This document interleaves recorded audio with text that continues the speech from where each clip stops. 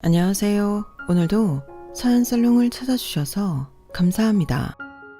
저는 서울에 살고 있는 결혼 8년차 여자입니다.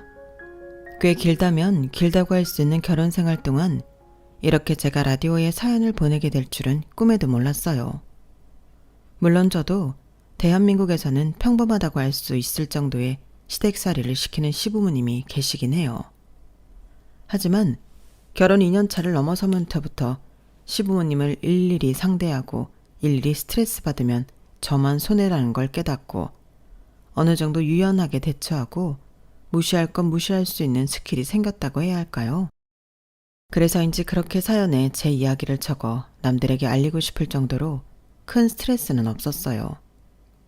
라디오는 그저 다른 사람들의 이야기에 울고 웃고 공감하는 소통의 창구였을 뿐이었죠. 그런데 계기는 참 사소하더군요. 조용한 새벽, 라디오에서 흐르던 어느 청취자의 말 한마디였어요. 가장 아팠던 순간이 나를 가장 강하게 만들었어요. 그 말을 듣는데 문득 제 지난 시간이 떠오르더라고요. 묵묵히 참아왔던 시간들, 겉으론 웃음에 삼켰던 억울함과 부당함들까지요. 그리고 그 시간들을 지나오면서 누군가와 진짜 내 편이 되어가는 걸 경험했다는 걸 조심스레 꺼내보고 싶어졌어요. 남편은 이남 중 장남이었고 자연스럽게 제가 결혼했을 때 이 집안의 며느리는 저 하나뿐이었어요. 시댁살이가 뭔지 며느리 노릇이 뭔지 제대로 알지도 못한 채로 시작한 결혼 생활은 생각보다 혹독했어요. 시어머니는 자존심도 세고 권위의식이 있어서 어떻게든 며느리 위에 군림하려는 분이었고 신혼 초에는 저도 남편도 시어머니에 맞서 많이 부딪혀 싸워도 보고 울어도 봤지만 시어머니의 타고난 성정은 바뀔 기미가 안 보이더라고요. 결국 어머님을 바꾸느니 우리가 바뀌는 게 빠르겠다는 판단을 하고 대충 어머님의 비위와 요구를 맞추는 척이라도 하며 명절들을 견뎌왔어요. 대신 남편이 어머님이 제게 시키는 일들을 저 혼자 감당하지 않을 수 있게끔 뒤에서 많이 도와줬어요. 남편의 배력 있고 센스 있는 협조 덕분에 시댁살이가 좀 맵긴 해도 잘 버틸 수 있었죠. 맨 처음 무엇보다 제가 견디기 힘들었던 건 프리랜서 소설작가인 저를 무작정 백수 취급하는 어머니의 태도였어요. 자택에서 근무하는 만큼 출근도 없고 퇴근도 없는 일정에 오히려 피곤했으면 더 피곤했지. 남들보다 결코 업무량이 덜하진 않았는데 옛날 어르신들 눈에는 집에서 일한다는 것 자체가 쉬고 노는 것으로 비쳤던 모양이에요. 처음에야 그럴 수 있겠다 이해했지만 저를 아예 노는 사람으로 확정짓고 이런저런 집안일들을 떠넘기시는데 정말 환장하겠더라고요. 다른 건 몰라도 그것만큼은 바로잡을 필요를 느껴서 정말 열심히 싸웠던 것 같아요. 남편까지 합세해서 싸우니 어머님도 나중엔 깨갱하셔서 일적인 부분은 더 이상 건드리지 않으셨어요. 하지만 겉으로 건드리지 않았을 뿐 내심 속으로는 제가 집에서 노는 사람이라는 인식을 끝내 바꾸진 않으셨던 것 같아요. 그걸 깨닫게 된 건 도련님이 결혼을 하시면서부터였죠. 도련님은 지인 소개를 통해 2년 정도 연애해온 여자가 있었는데 수학과를 개원한 의사라고 들었어요. 와, 그럼 우리 집에 의사가 들어오는 거야? 도련님 능력 좋은데? 어머님 아버님 엄청 좋아하시겠다. 나도 그럴 줄 알았는데 의외로 그렇지도 않더라. 뭐? 설마 안 그런 척 하시는 거겠지. 남편 말론 아니라고 하는데 세상 어느 부모가 자식의 배우자로 의사를 데려오는데 싫어할까 싶었어요. 그런데 동서를 처음 만나기로 한 날 우연히 어머님 아버님께서 나누는 대화를 듣고 그 말이 사실이란 걸 알게 됐죠. 아유, 의사 며느리라고 다 오냐오냐 할 거라 생각한다면 착각이야. 명예 있고 돈 잘 벌면 뭐 그 돈 벌어다 우릴 줘? 의사인 인간들 다 제 잘난 맛에 살고 사람 깔보기 일수인데 우리 집은 그런 거 안 통해. 당연하지. 당신도 며느리한테 괜히 기죽지 말고 집안 기강 제대로 잡아. 초장에 기를 확 잡아놔야 안 기어오른다니까. 지가 아무리 의사 며느리래 봤자 시어머니 이기는 며느리는 내가 본 적이 없어. 그 말을 듣고 처음엔 이해가 안 됐어요. 아직 만나보기도 전인 동서를 벌써부터 저렇게 뒷담화하듯 까는 건지 아니면 뭔가 도련님에게 들은 게 있어서 저러시는 건지요. 전자로 생각하기엔 너무 시부모님께 실망스러운지라 자연스럽게 생각은 후자로 옮겨졌죠. 뭔가 도련님이 동서에게 잡혀 산다거나 똑똑하고 의사라는 이유로 잘난 척하고 까다롭게 구는 사람이려나 싶은 생각이 들었죠. 그렇게 생각하니 저까지 덜컥 겁이 나더라고요. 시부모님한테 적응하는 것만 해도 오랜 기간이 걸리고 힘들었는데 설마 또 상전처럼 모셔야 하는 기센 동서가 들어오는 걸까 싶어 너무 걱정이 되더라고요. 하지만 약속 시간이 다가와 막상 만나본 동서는 상상 속 까탈스러운 의사와는 정반대였어요. 처음 뵙겠습니다. 안녕하세요. 깔끔한 셔츠에 치마를 입고 온 동서는 밝게 잘 웃는 서글서글한 인상이었어요. 형님 좋은 분이시라고 이 사람한테 얘기 많이 들었어요. 나이 차이가 많이 나지는 않는다고 들었는데 친하게 지냈으면 좋겠네요. 앞으로 잘 부탁드려요. 동서는 처음 만난 자리에서도 어색하지 않게 분위기를 이끌 줄 아는 사람이었어요. 아, 네가 유림이구나. 안녕? 내가 작은 엄마야. 어쩜 이렇게 작고 귀엽게 생겼을까? 형님, 한번 안아봐도 될까요? 식사 시간 내내 싹싹하게 말도 잘 붙이고 예의도 바른 데다 제 딸도 진심으로 예뻐해주는 모습에 첫 만남부터 동서에게 편안함과 호감을 느꼈어요. 남편 역시 저랑 비슷하게 느낀 모양인지 집에 돌아가는 내내 동서 칭찬을 아끼지 않더군요. 진수 걔가 전에 사귀던 애인들은 진짜 이상한 사람들만 데리고 왔었는데 결혼한다고 데려온 사람은 진짜 괜찮은 사람을 데리고 왔네. 예의도 바르고 사람이 선해 보이더라. 그치, 나도 그렇게 느꼈어. 어찌나 싹싹한지 원래 알고 지내던 사람 마냥 편하더라. 어머님 아버님도 기센 며느리 들어올까봐 걱정하시던데 잘 됐어. 마음에 들어 하시겠다. 저 조건에 저 성격이라니. 에휴, 우리 엄마 아빠는 모르겠다. 당신도 알잖아. 워낙에 우리 엄마가 까탈스럽고 경계하는 성격인 거. 남들 같으면 저런 사람이 식구로 들어오면 두 팔 벌려 환영할 텐데 우리 부모님은 모르겠어. 나도 자식이지만 이해가 안 될 때가 더 많다니까. 남편은 회의적인 반응이지만 아무리 까탈스러운 시부모님이라도 이런 사람을 트집 잡을 게 있을까 싶었어요. 그런데 도련님이 결혼하자마자 어머님은 정말 기다렸다는 듯 제게 말씀하셨어요. 너도 이제 집안의 맏며느리가 됐으니까 정신 똑바로 차리고 동석이 잡아놔. 안 그럼 너처럼 집에서 글이나 쓰면서 놀고 먹는 주부는 완전히 무시당한다? 아무리 여자가 밖에서 능력이 좋아도 집안에선 서열이 따로 있는 거야. 그 서열 뺏기기 전에 잘 정리해 놓으라고. 어머님, 너무 그렇게 안 좋게 생각 마세요. 동서 좋은 사람인 것 같은데요. 몇 번이나 봤다고 사람을 그렇게 한 번에 판단해? 네가 늘 집에서 사람도 안 만나고 그러고 있으니까 몰라서 그런 거야. 의사들이 얼마나 여가 빠졌는데. 조심해. 방심했다간 네 머리 꼭대기 위에 올라가 있으라니까. 어머님은 단지 동서의 직업이 좋다는 이유만으로 동서를 엄청나게 경계했고 자꾸만 길을 눌러야 한다고 주장하시더라고요. 그러면서 티 날 듯 말 듯 동서를 꼽주거나 사소한 데서 저와 은근한 차별을 두는 행동들을 하셨어요. 동서가 식구로 들어왔던 첫 명절부터 예전과 달리 부쩍 저를 챙기기 시작하셨죠. 작은 선물도 슬쩍 건네시고 가족들 앞에선 보란듯이 제 칭찬도 해주셨어요. 초반에는 동서와 관련된 일이라고는 미처 생각도 못하고 드디어 그동안의 내 노력이 인정받나? 라는 생각에 기뻤어요. 하지만 곧 알게 됐죠. 그게 저를 향한 애정이 아니라 동서를 견제하려는 계산이라는 걸요. 그래서 저는 조심했어요.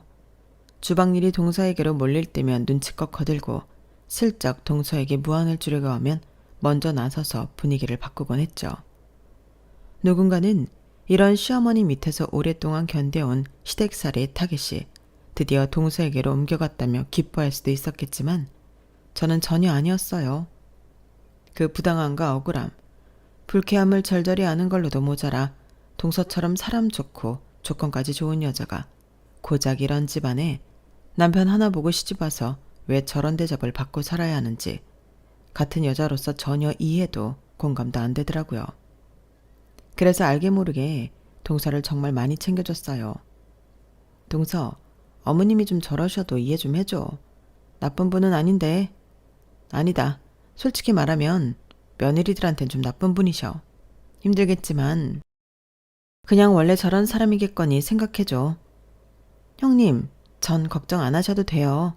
형님이야말로 이런 집에서 몇 년간 혼자 며느리로 지내셨다니 저는 그게 더 대단하고 죄송스러운데요. 동서가 죄송스러울 게 뭐 있어.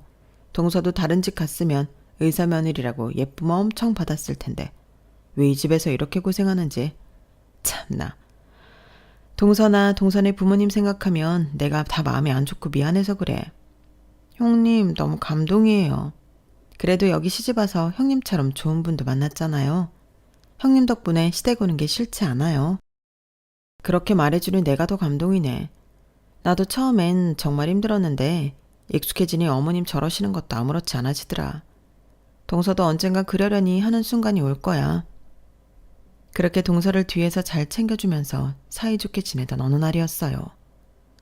꼬리도 길만 밟힌다더니 결국은 시어머니께서 제가 뒤에서 동서를 챙겨준다는 사실을 눈치채게 되셨죠.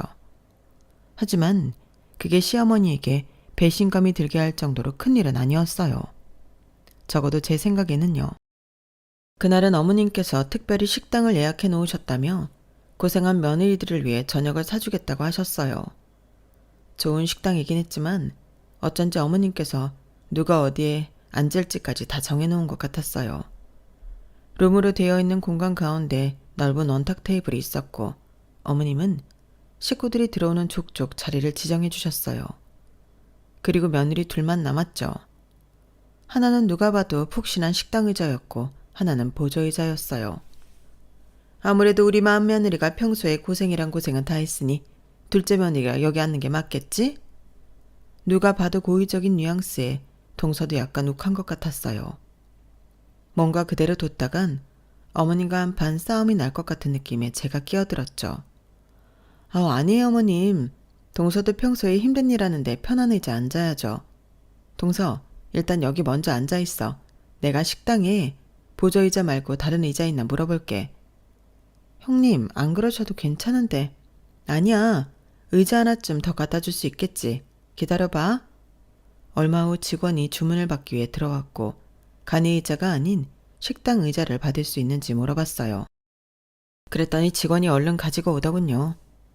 그래서 그날은 다 같이 편하게 식사를 할 수 있었어요. 하지만 그날 제 오지랖 아닌 오지랖이 어머님의 심기를 제대로 건드린 모양이었어요. 그날 이후 동서를 향한 시댁살이 타겟이 다시 저로 바뀌었거든요. 예를 들면 동서가 시집 온 이후 명절날 음식 준비는 대부분 동서에게 시키고 저는 보조하는 느낌으로 일을 분배했었는데 갑자기 다시 제가 다 떠안은 양으로 바꾸시더라고요. 우리 둘째 며느리는 병원에서 고생하는 애니까 부엌일로 고생시킬 순 없지? 형님, 어머님도 참 너무하신 거 아니에요? 언제는 저한테서 병원에서나 의사지 집안에선 똑같은 며느리니까 일하라고 이러시더니 변덕도 어떻게 이런 변덕이 있어요? 괜찮아. 어차피 동서 시집 오기 전엔 다 나 혼자 하던 일인걸. 어머님 변덕 하루 이틀도 아니고. 걱정 마세요. 어머님 안 보이는 데서 제가 다 도울게요. 형님도 저한테 그렇게 해주셨잖아요. 형님만 고생하시게 내버려둘 순 없죠. 고마워. 덕분에 든든하다 동서. 동서는 제가 했던 것처럼 어머님의 눈을 피해 이리저리 저를 도와줬어요.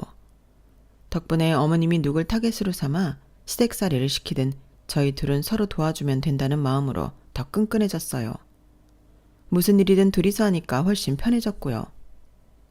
동서가 시집 오고 나서 명절이 전보다 즐거워진 것 같아 전에는 아무리 태연하게 있으려고 해도 좀 부담스럽긴 했거든. 어머님이 일만 시키고 불편하게 할 거 뻔히 아니까. 동서한테 미안한 말이지만 동서가 조금 더 빨리 시집 왔으면 참 좋았을 텐데. 내가 시부모 복은 없어도 동서 복은 있는 것 같아. 형님, 그건 제가 드릴 말씀이에요. 형님이 처음에 저를 많이 도와주셔서 제가 지금까지 버틸 수 있었어요. 아니었으면 저도 남편이랑 진작에 이혼했을 거예요. 남편도 형님께 얼마나 고마워하는지 몰라요. 형님은 우리 부부의 은인이세요. 어머님이 그러실수록 동서와 저는 서로 더 의지하게 됐어요. 그러다 한 번은 정말 동서와 더 끈끈해지게 된 계기가 생겼죠. 오늘은 김장을 하려고 내가 절임 배추 좀 사다 놨다. 우리 집 며느리들 솜씨 좀 보자. 김장해서 니네들도 한 통씩 가져가고 우리 집이랑 옆집 줄 것까지 싹 해봐라. 본인이 안 한다고 여자 둘이서 하루 만에 하기에는 엄청난 양의 김장 재료와 절임 배추를 사다 놓으셨더라고요. 다행히 남편들이 어머님의 잔소리에도 눈치껏 도왔고 넷이서 하니 생각보다는 빨리 끝났어요. 하지만 휴일인 명절 하루를 김장한다고 통으로 날리고 나니 정말 힘들긴 하더라고요. 저나 동서나 둘 다 표정이 안 좋으니 그게 신경이 쓰이긴 했는지 어머님이 갑자기 방에 들어가서 봉투 2개를 들고 나왔어요. 내가 니네를 뭐 빈손으로 이렇게 노동시켰을 거라고 생각한 건 아니지? 나도 깨어있는 사람이라 그렇게 며느리를 부려만 먹는 못된 시어머니는 아니야. 자, 다들 오늘 하루 수고했으니 수고비 받아라. 이걸로 남은 연휴 동안 맛있는 것도 사 먹고 쉬어라. 순간 동서와 눈이 마주쳤어요. 둘 다 말은 안 했지만 어머님이 웬일이시지? 하는 눈빛을 서로에게서 읽었죠. 뭔가 영 찜찜한 마음에 봉투를 받아들었는데 아니나 다를까 가까이서 보니 동서가 받은 봉투와 제가 받은 봉투의 두께 차이가 확연하게 나더군요. 동서도 그걸 느꼈는지 봉투에서 현금을 꺼냈어요. 5만 원짜리가 대략 10장 정도 들어있는 것 같았어요. 그런데 제 봉투에는 5만 원짜리 한 장이 딸랑 들어있었죠. 제 표정을 확인한 시어머니께서 씩 웃으시더니 덧붙이시더군요. 둘째 며느리는 워낙 고급 인력이잖니? 사람 병 고치는 귀한 일 하는 애가 이런 천한물을 도와줬으니 값은 높게 쳐줘야 맞지. 너는 뭐 집에서 놀면서 일하는 사람이니까 이 정도면 충분하겠지? 사람을 뭘로 보는 건지 다른 건 다 참았어도 이건 정말 화가 나더라고요. 그래서 봉투를 내려놓고 어머님께 말했어요.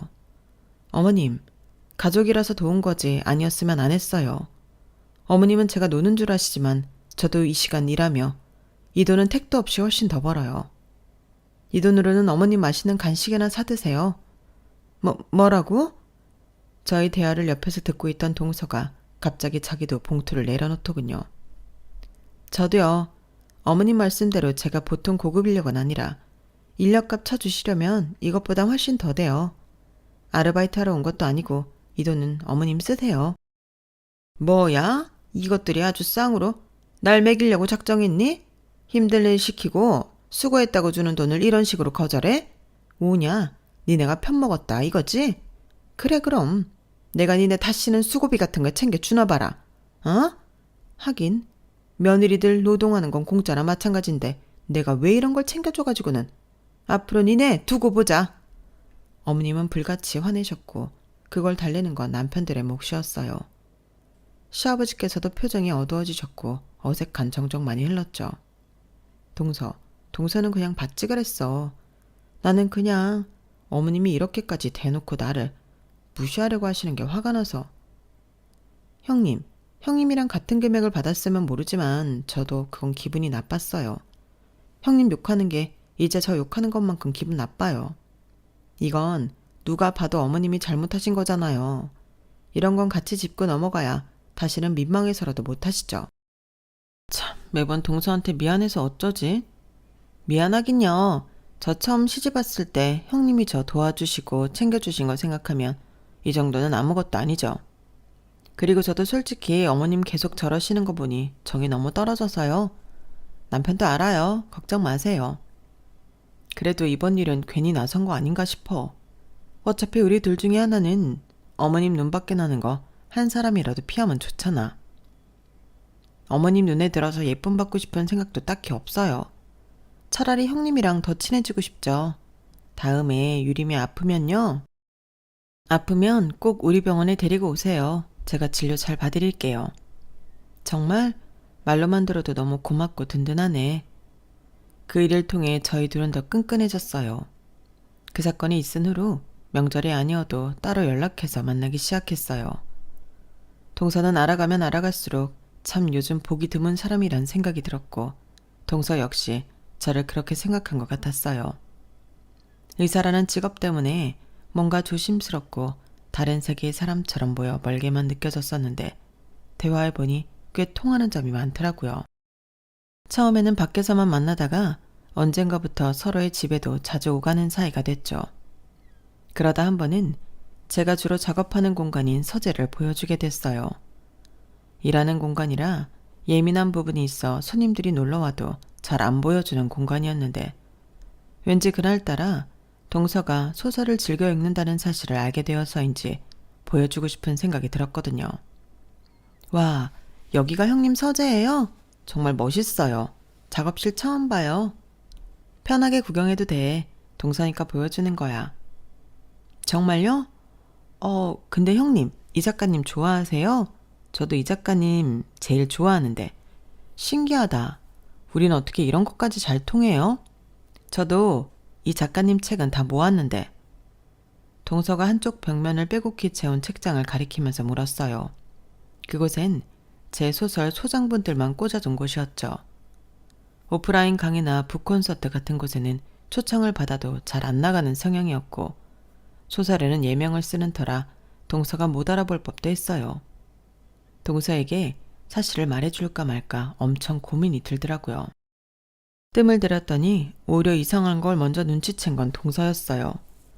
그래서 말을 안 해주고 넘어가기 어려운 상황이 됐죠. 사실은 그 작가가 나야. 네? 거짓말. 정말이에요? 사실대로 고백하니 동서가 기함을 하며 놀라더군요. 정말이야. 이런 걸 뭐하러 거짓말을 하겠어. 아니 그러게 아니라 너무 안 믿겨서 그래요. 사실은 제가 이 작가님 소설 보면서 지겹고 힘든 의대 시절을 버텼거든요.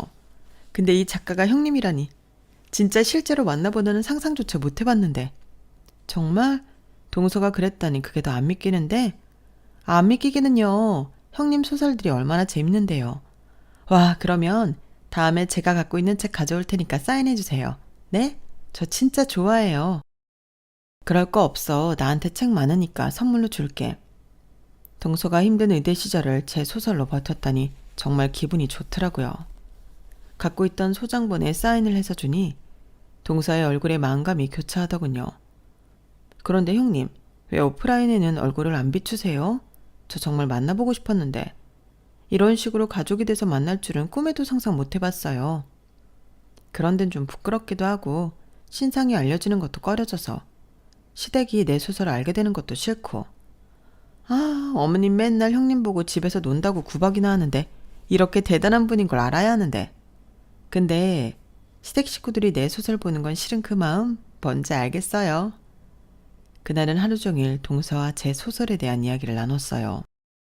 제일 좋아하는 작가였다는 말이 예상하는 말은 아니었는지 정말 눈을 반짝반짝 빛내면서 궁금했던 것들을 질문하더군요. 덕분에 저도 오랜만에 누군가와 제 작품에 대해 이렇게 긴 이야기를 했던 것 같아요. 늘 혼자 하는 일이라 외로웠는데 동서 덕분에 외롭지 않은 느낌이 들었죠. 솔직히 여기서 더 친해질 줄은 몰랐는데 남편도 잘 모르는 제 일에 대해 공유할 사람이 있다고 생각하니 동서가 더 애틋하고 편안해지더군요. 동서와 웬만한 단짝 친구보다 더 친하게 교류하게 되었을 때쯤이었어요. 어머님 생신날 가족이 모여 축하하는 자리를 갖기로 했는데 어머님이 그날따라 부쩍 피곤해 보이시더라고요. 거실에 앉아 계시다가 갑자기 손을 떠시고 얼굴이 창백해지기도 했죠. 어머님, 어디 불편하세요? 예사롭지 않은 느낌에 다가가서 여쭤봤지만 어머님은 평소처럼 퉁명스럽게 내뱉으셨어요. 신경 쓰지 마라. 나는 뭐 매일 팔팔해야 하니? 나이도 들었는데 피곤한 날도 있는 거지. 원래 이 정도쯤은 그냥 넘긴다. 그냥 피곤하셔서 그런 거죠. 뭔가 불편해 보이셔서 걱정돼서 여쭤봤어요. 그 말을 듣고 동서가 조용히 제 옆으로 다가왔어요. 직업이 의사라 그런지 아무래도 더 예민하게 반응하는 것 같았어요. 어머님, 가슴이 답답하세요? 숨이 차시진 않고요. 뭘 이 정도 가지고 호들갑이야. 왜? 니네 둘 다 내가 죽을 병이라도 걸렸음 싶냐? 무슨 말씀을 그렇게 하세요. 어머님 연세에 건강 이상 생기면 바로 알아보는 게 좋으니까 그렇죠. 아이고 명이나 합셨네. 명이나 합셨어. 의사라고 오냐오냐 해줬더니 지금 내 앞에서 잘난 척하는 거냐? 동네의 새끼들이나 진찰하는 네가 뭘 안다고. 어머님, 진료에 노인이 어딨어요. 그래도 우리 식구 중에 의사가 있으니 얼마나 든든해요. 아니 내가 괜찮다는데 왜 니들이 더 난리야? 그냥 컨디션이 안 좋아 그런 거니까 좋은 날 분위기 망치지 마라. 걱정해주는데 공격적으로 나오니 동서도 순간 욱한 것 같았어요. 그랬더니 재빨리 동서의 어깨를 두드렸죠. 진정하더군요. 동서가 참아. 오늘 어머님 생신이잖아. 이런 날 아픈 얘기 꺼내기 싫으신 걸 수도 있어. 아니 그래도 그렇지. 그럼 그냥 됐다고 하고 말 일이지. 저한테 명이 납셨다느니 애새끼 진료나 한다느니 할 건 뭐예요. 그치. 어머님이 그건 심했어. 오늘은 건드리지 말자. 내가 괜히 얘기 꺼내가지고. 동서까지 안 좋은 소리 듣게 했네. 미안해. 형님이 미안할 게 뭐가 있어요. 어머님 폭언하는 거 듣는 거 하루 이틀인가? 오늘은 걱정해서 그런 건데 사람 무한준이 화가 나서 그랬어요. 그런데 말이야 동서가 보기엔 어머님 상태 어때 보여? 정말 저대로 병원에 안 가셔도 될까? 몰라요. 가시든지 말든지. 저희한테 부정도 못할 정도로 아프기 시작하면 가지 말래도 알아서 갇히겠죠 뭐. 그땐 뭐 돌이킬 수 없어질지도 모르겠지만. 동선이 완전히 악에 바친 것 같았어요. 저 역시 그 감정이 뭔지 충분히 알았지만 아무래도 사람 건강에 달렸다 보니 신경이 쓰이더라고요. 그러지 말고 동서, 그래도 어머님이 나보단 동서 얘기를 더 귀 기울여 듣지 않으실까? 검진 받아보라고 얘기해주면 어때? 애들 진료나 보라는데 제 말 듣겠어요? 그래도 오늘이야 날이 아니라 쳐도 다음에 말씀드리면 듣겠지. 어머님 안색이 안 좋아도 너무 안 좋잖아. 그건 동서가 더 잘할 거 아냐. 네, 사실 저번 모임 때부터 어머님 이상한 건 눈치채고 있었어요. 오늘 보니까 더 확실하네요. 의심되는 것들이 몇 가지 있는데 정확한 증상을 말씀을 안 해주시니 섣불리 말씀도 못 드리겠고. 일단 오늘 지나고 제가 다시 연락드려 볼게요. 고마워 동서. 동서가 있으니 얼마나 든든한지 몰라. 그리고 몇 주 뒤 동서가 연락을 주더군요. 형님, 어머님 승모판막 역류증 가능성이 크다고 나왔어요. 다행히 그쪽 분야에 아는 지인이 있어서 그나마 가까운 날짜로 수술 스케줄 힘들게 땡겨서 잡았어요. 어머 정말? 잘됐다. 동서가 정말 힘을 많이 써줬네. 다른 사람도 아니고 형님 부탁이니까요. 아시죠? 형님 아니었으면 저 굳이 이렇게까지 안 했어요. 어머님이 그걸 아셔야 하는데. 괜찮아. 우리가 뭐 알아봐달라고 그러나. 그냥 가족이 건강해야 우리도 좋잖아. 그래도 형님은 천사세요. 저보다 형님이 당한 게 훨씬 많으시잖아요. 저 같으면 싫은 소리까지 들어가면서 절대 이런 부탁 안 했을 텐데.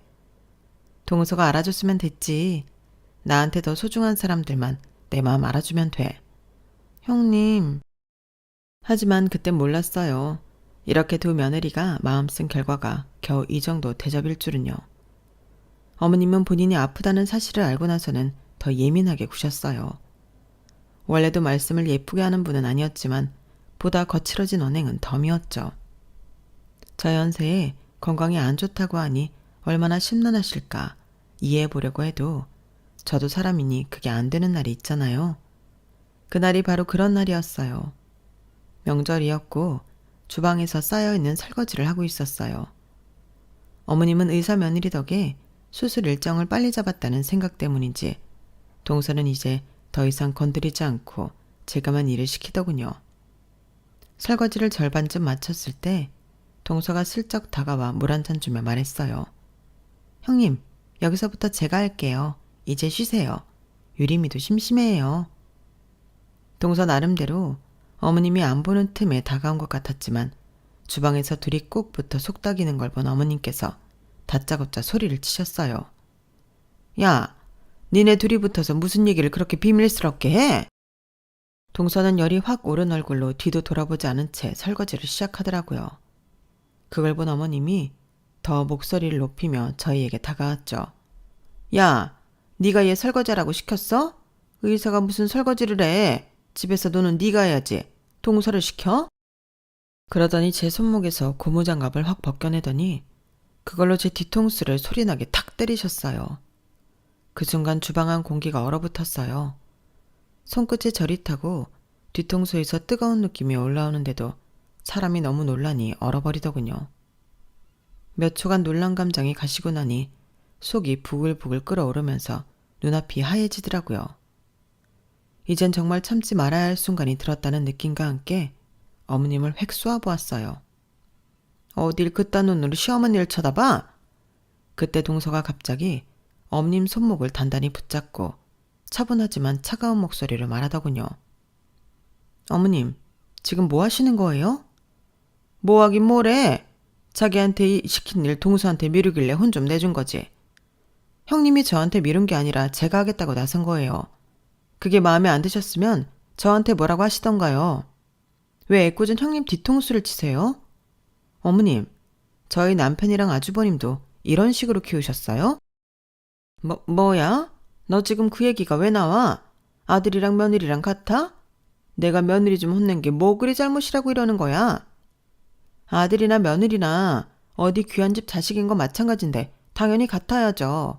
저희 친정엄마가 어머님 막내 아들 뒤통수 때리면 기분이 좋으시겠어요? 뭐라고? 얘가 왜 갑자기 끼어들어서 이래?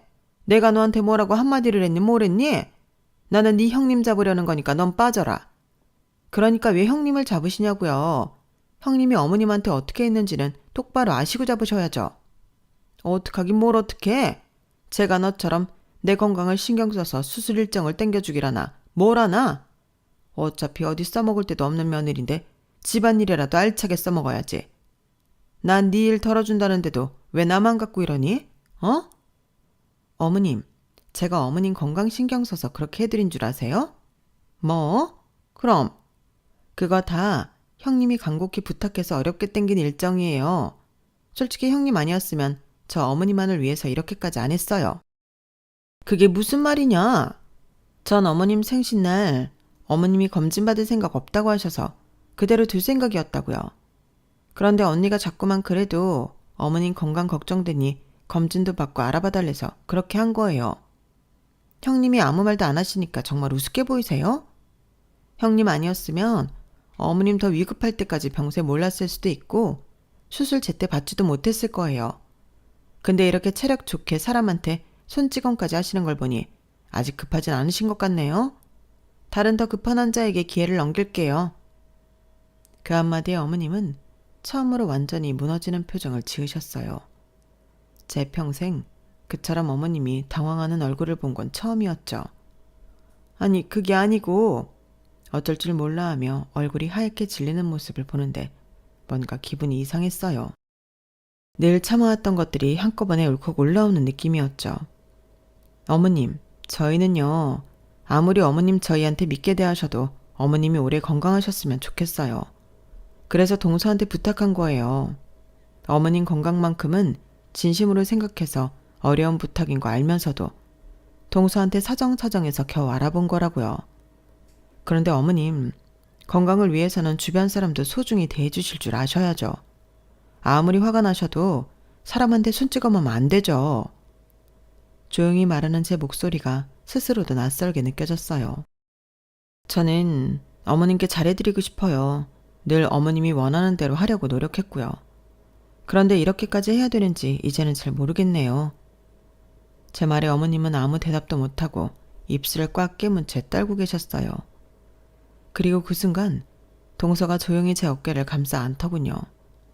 말 한마디 하지 않았지만 그 따뜻한 온기가 참 위로가 됐어요. 그걸 본 어머님은 고개를 푹 숙이셨어요. 그래, 내가 미안하다. 내가 미쳤었나 보다. 아무리 그래도 내가 정말 잘못했다. 어머님의 목소리는 처음 들어보는 것처럼 작고 떨리고 진심이 담겨 있었어요. 그 낯선 목소리를 들으니 제 안에 쌓여있던 감정이 서서히 풀려가는 게 느껴졌어요.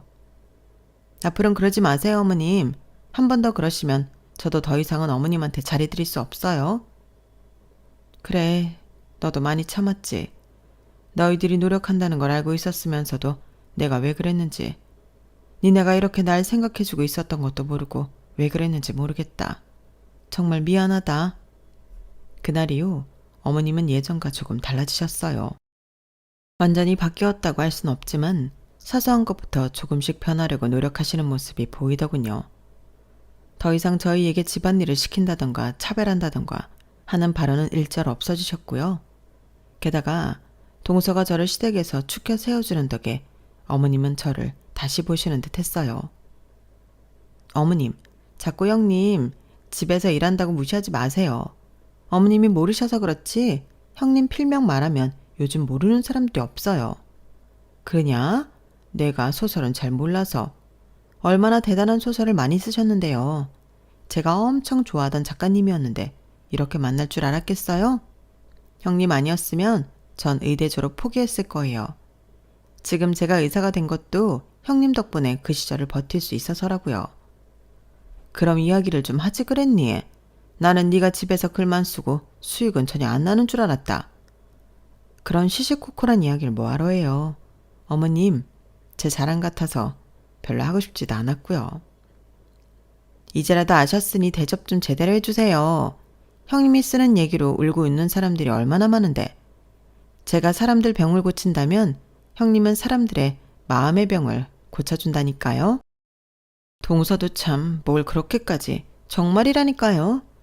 오히려 한바탕 크게 싸우고 나니 고부간 관계가 좋아지더군요.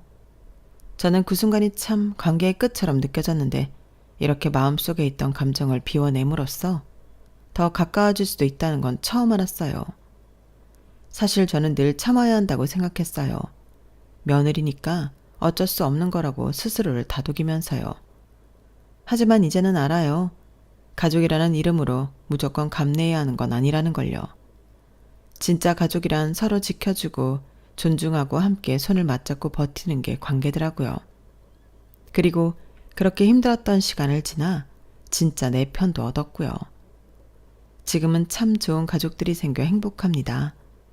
이 행복을 만들기 위해 포기하지 않고 버티고 용기를 낸 날들이 지금의 저를 만들어준 것 같아요. 혹시라도 저처럼 힘들어하는 분들이 계시다면 꼭 기억해 주세요. 힘들 때 기댈 수 있는 사람 한 명만 있어도 세상은 훨씬 따뜻하고 견딜만 하다는 걸요. 제 이야기는 여기까지입니다. 여러분들 곁에도 마음 따뜻한 분이 같이 하시기를 바랍니다. 감사합니다. 여러분, 사연 댓글에 응원과 현명한 조언 부탁드려요. 좋아요와 구독은 저에게 큰 힘이 됩니다. 오늘도 좋은 일 가득하세요.